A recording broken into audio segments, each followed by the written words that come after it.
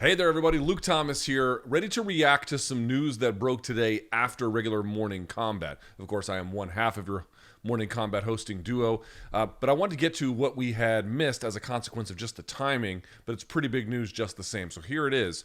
On August 5th, Jake Paul is going to box Nate Diaz on DAZN pay-per-view. So here's how that's going to go. It's going to be 10-ounce gloves at 185 pounds for 8 rounds. All right, now there's a lot to break down about this. Let's talk about some of the bigger details. The fight is going to take place at the American Airlines Center in Dallas, Texas. And as I mentioned again, it's going to air on DAZN pay-per-view.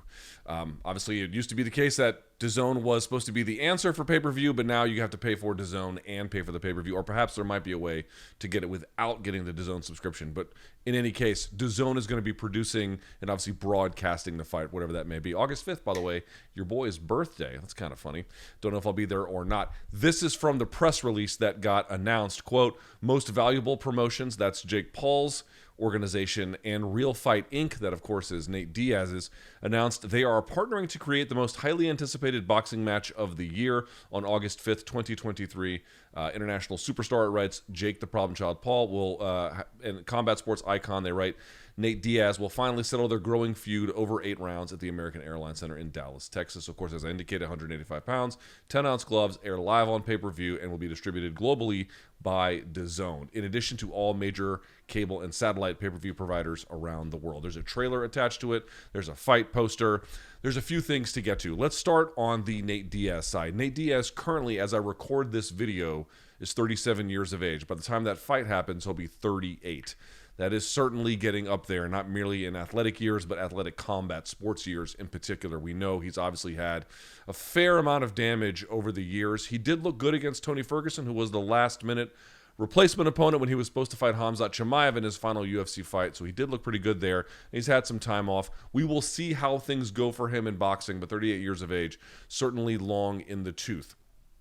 On the Jake Paul side, it's obviously a little bit different. He'll be 26 years old by the time that fight happens, but he is coming, of course, off the loss to Tommy Fury, which was something of a surprise. I mean, not a huge surprise because no one really knew exactly how good he was, but I think he was the odds-on favorite heading in, and in any case, just really kind of came up short in a way that deflated, I think, a little bit of his ambitions to be kind of this disruptor in the combat sports space, but he kind of can get back to what he'd been doing before, right? So what was the Jake Paul trajectory before? He was sort of picking on athletes early on, other influencers, and then kind of turned his attention towards MMA fighters, taking on Ben Askren, then Tyron Woodley 2 times, and then Anderson Silva. Then he tried to go over to the boxing side, and I think began to put inroads into that effort, and it didn't really go well. So now he's kind of going back to this. Now, when I say going back to this, let's be clear about this. I don't know what the odds are going to be. I'm going to guess they're going to have Jake Paul, by virtue of relative youth and combat sport specificity, as your favorite, but that remains to be seen. But in any case, he is going to go back to fighting what can I think be said fairly are older MMA fighters in this particular case. Now, obviously not Anderson Silva old, but I believe Tyron Woodley was right around this, maybe slightly older when they fought in boxing. Again, it's not just the age, it's some of the miles as well. So that's really what the story is between these guys about how we got to this, but it remains to be seen how this will go. For Nate Diaz, in part of what he said publicly, he plans to win this contest and then go back to the UFC. In fact, made it even a clear and pronounced declaration, going to go back to UFC when this is all over, but he wants to get, obviously, as much money as he can from whatever boxing opportunities exist, with the little window of headlining opportunity he has left. Again, at age 38, he may or may not be Jake Paul. We shall see.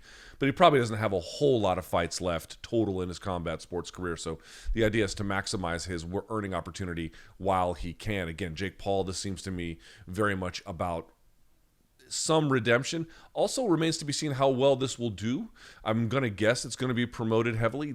Jake Paul is a polarizing figure, but a popular one, at least with a certain kind of audience. Nate Diaz is certainly inside the MMA world revered, and then outside of the MMA world, I would say well-known and to a large extent very respected. So you would think that that kind of clashing might do well. I will say this, while Nate Diaz is coming off the high in the way in which he was able to get the win over Tony Ferguson in his last contest, because Jake Paul is coming off of a loss, it remains to be seen exactly how his stock will look. I mean, here's the funny part, right? When he fought the MMA fighters from Askren to Woodley, Silva, and then beyond, the goal was to pick a fight with MMA. When I went to his fight against Anderson Silva in Arizona, and the entire audience was MMA fans. It wasn't boxing fans. So we're going to get back to something like that. Can he still successfully do that? Can he still needle that audience in a way that gets them to pay attention or otherwise gets them to care? Remains to be seen. And for Nate Diaz, obviously I do think he is really well liked within the MMA space, and for good reason. He's done the kind of work that would merit that. But at the same time, even if people like him and want to support him, do they want to see him fight Jake Paul? Again, the celebrity star power tells you it will do well on some level, but beyond some level, like, do you have a ton of confidence that this will do 1 million buys, 500,000 buys? It's actually kind of hard to say. It's a little bit unclear, even though Nate Diaz is a proven needle mover, and in other cases, a proven headliner as well. Jake Paul, a little bit different in that regard, especially of late with MMA audiences in particular. But it could be competitive. It's actually really hard to say. The 10-ounce gloves are interesting. They're on the smaller side. They're a little bit on the smaller side, and I think Nate wants that to maximize volume and probably whatever punching power he has, but that's also going to aid the much bigger guy, relatively speaking, in Jake Paul, who is going to have to come down in weight. So we'll see what that does to his gas tank. We'll see what that does to his punching power and everything else, but that's an interesting compromise. 8 rounds makes a lot of sense. 185, that's certainly the biggest Nate Diaz has ever competed at. In fact, I don't think he'll even make that limit, at least not very close. I think he'll be probably around the 180-ish, 183-ish mark come weigh-in time, because I just don't think he wants to be necessarily all that big if he can avoid it. I remember the guy fought at 155 for long stretches of his career. 170 was something of a detour, basically, in large part. So could be a fun one, could be an interesting one. And the interesting part, too, is for Jake Paul, if you lose this one, first of all, it's going to make Nate Diaz just look like the hero of all heroes. Remember, the MMA fighters haven't beaten Jake Paul yet. Yes, they're older, but they haven't got those wins. It was Tommy Fury who did it. So if Nate Diaz does it at age 38, I think he will certainly burnish his already pretty sterling reputation inside the sport, but also maybe earn a spot at something else. It's really hard to say what he could get with a sensational win over Jake Paul. For Jake Paul, if you lose, man, this would be quite bad. Losing to a boxer and now an MMA fighter at age 38, this would be basically his pro boxing debut. I don't think that would be the best thing, certainly for Jake Paul. It would be hard to exactly parlay what he wanted to do after that in any kind of clear way. A win, while not massively restorative, would certainly improve his fortunes, would certainly put him in a space where he could command some other MMA fighter, or perhaps some kind of rematch with Tommy Fury, or who knows, just some other way to move the chains forward from that point. It would be rehabilitative to at least some extent that we would have to recognize. So those are the basic details. That's a basic overview. We will obviously have much more to say about this on Morning Kombat.